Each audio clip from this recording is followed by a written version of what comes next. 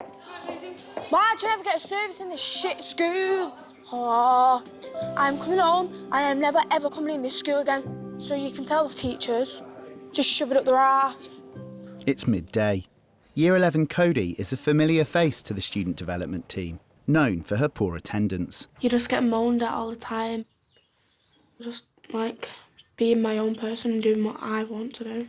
I'm dropping out of school. Right, let me talk to you, Cody. Come with me. Sir, you're really not going to change my mind. No, but let me just talk to you. No point whatsoever. Well, just come and talk to me. Come in here a minute. Today, she's decided she wants to leave school for good.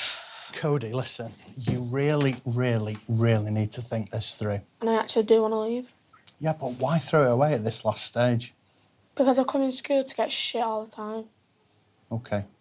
And who gives you the shit? It's either teachers or people in my year that I don't get on with, and I can't be asked for OK, it. you've got to make that decision. But honestly, trust me, when you leave here, you are going into a very difficult world where you're going to need everything that you possibly can to equip you for the rest of your life. And if that is just a handful of GCSEs, that might make the difference for you, Cody. It's the ultimate sales pitch, isn't it? You've got to convince that young person into making the right decision. It is as simple as one decision. Either way, it's going to change your life. What difference does it actually make to my life whether you stay or not? It doesn't. It doesn't, does it? So why am I having this conversation with you? I don't know. Well, if you were my daughter in the same position at her school, I would want somebody to have this conversation with her if I couldn't get through to her. It's a waste of 5 years of your life. You're just throwing 5 years of your life down the toilet. I cannot just sit back and watch you make a decision that's going to negatively impact massively on the rest of your life. I just want to make sure you understand how important this is. And is it going to make a difference that you understand? That's my question. What time's your grandpa coming for you? Right. Think about it. Cody, she can be a tearaway. When I was younger, I could play with them, you know, mess about, you know, with toys and what have you. Cody now, she's getting that stage with being a teenage, and she makes things difficult, so sometimes I can't cope. Is that your granddad? Yeah. Going for blood. Hey, I'm Mrs. Benigno. Nice to meet you. You're right. Yes, thanks. Is that okay? Yeah, fine. Following Cody's threat to leave school, her granddad has been called in to speak to deputy heads Mrs. Benigno and Mr. Ross Povey. Where we're at today, just so that you know why you've been asked to come in, she's saying she doesn't want to be here. She's not following our instructions in terms of going into lessons, so she's just... Well, that is the truth. This is what does my head in. Cody, it's not hard.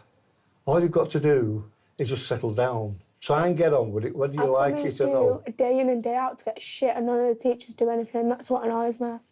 But sometimes you're coming in with the attitude. I'm not. Teachers just moan at me for nothing, which then puts me in a mood, and they don't expect anything back.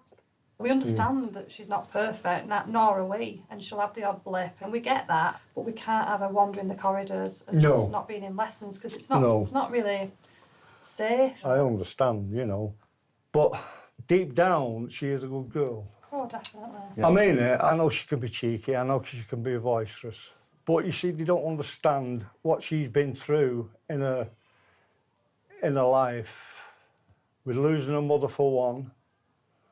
That plays on her mind a lot. Every time he looks at me, he sees my mum. He tells it me all the time. He'll tell me, like, when she was in school, she was clever, so he wants me to be like her. When my daughter was 30, she turned 30 in December, and she died in March. And excuse me, I'm sorry. She was ill for a long while, for nearly a month. And then we got a phone call saying, you better get here now, because I don't think your daughter's going to make it. that was it. She'd gone. That's how we got Cody and Thomas.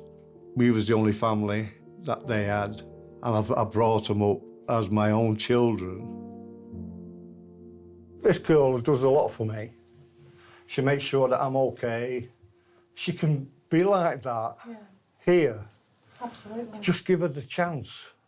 I mean, I weren't a big school fan when I was her age. Mind you, I left school before when I was 15. Don't take after me. We went through your grades earlier. You predicted some pretty strong results, B's and C's in a lot of subjects. Just get down, do your work, and then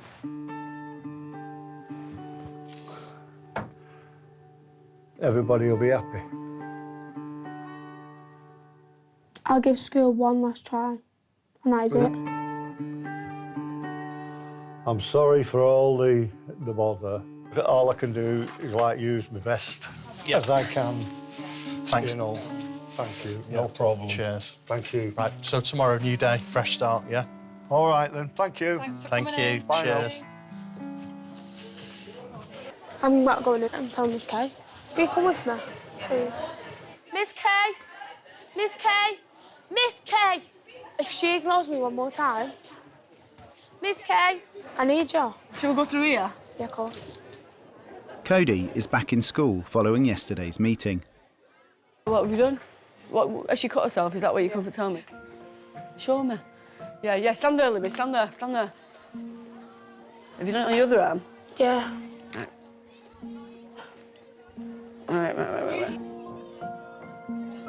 You have to not be shocked. You know, I'm not encouraging her to do it, but then I don't want her to think that I'm horrified.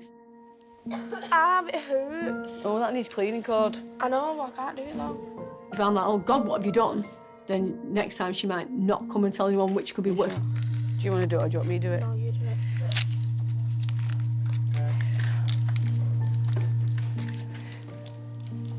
Tell me if I hurt you.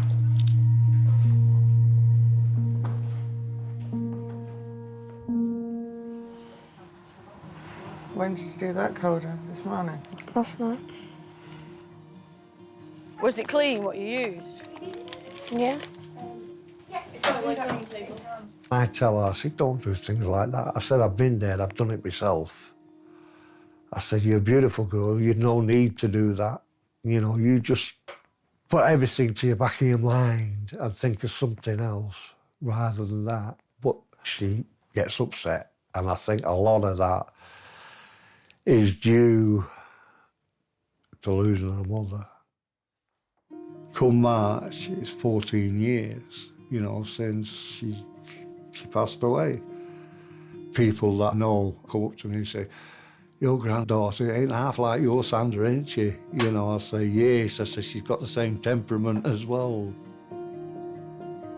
And I'll tell you something now.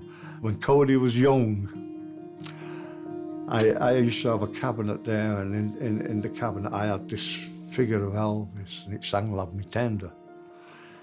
And I used to put her on my knee, and she'd fall asleep listening to it. That was the only thing that would get Cody to sleep, was Love Me Tender. You know, because Cody's a very, very lively girl. She's got to be on the run all the time. Does that feel better? Apparently last night she was really upset at home and she said she just kept thinking about school and stressing over everything that she's missed and what she has to catch up on. And she did self-harm, which obviously was a concern for us this morning when we saw her. She's very vulnerable, isn't she? Very clearly very vulnerable. Yeah. She said she feels like she just can't deal with a full timetable right now. OK. I think maybe she should drop history. She's being predicted an E. I know Mr Taylor's already talked to me about the fact that she's missed a lot because she was obviously, her attendance last term wasn't always great. OK. If a child comes to you and speaks to you about the fact that they've got issues around self-harm, we pass all the information on to the relevant people, safeguarding team, most likely make contact with home, inform parents, carers. We refer the young person to CAMS, which is our child and adolescent mental health service, so that that child's got a network of support around them. Right, come here. I'm dead proud of you, though, that you've come in. I really am, because I didn't think you was going to, you know. Cody has been referred for regular sessions with the school counsellor. And you say how you feel, and how do you feel? Be honest with me now. I just feel shit all the time. Do you? And school don't make it any better. That's why I don't like school. To walk through that door is a massive thing in itself. There's a lot of shame that goes with it. So a young person, that's so hard to actually come out and say, I'm feeling this way about myself. That was self-harm. Was you doing it, obviously, when you got home because of pressures of school? Or just in general, everything was going? Nothing had happened, but I'd still, like, find a way to make myself feel like shit. So then I'd just do it. We could just have some one-to-one work. Because we don't want you doing that, do we? She's very misunderstood. She would come across that she does not care and she doesn't need you and she doesn't want you in her life.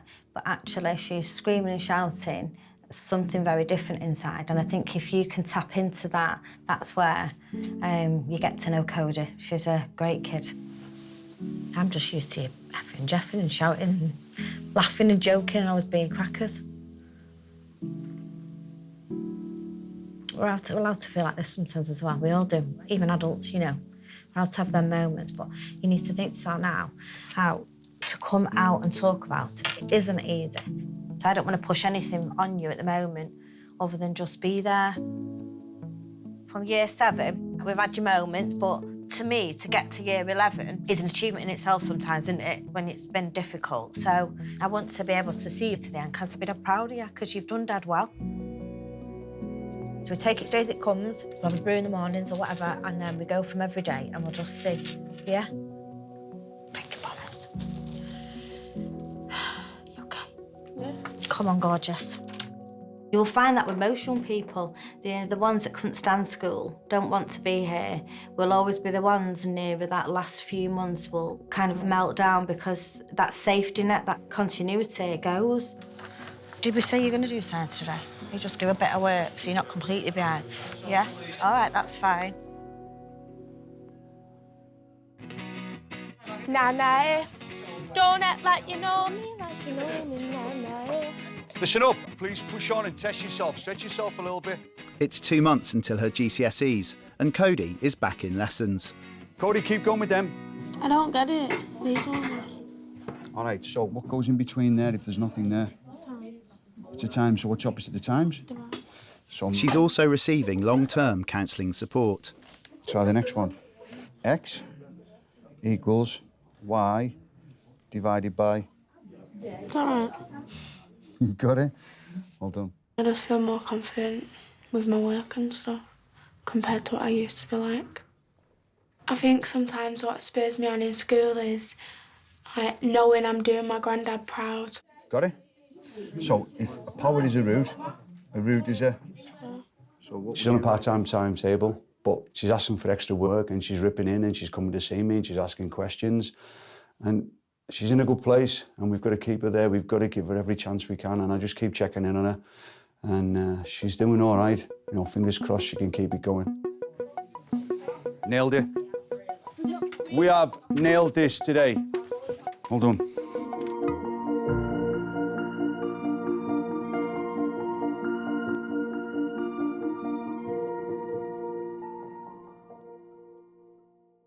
Good morning, Hartford students. Next time... What is it? A production?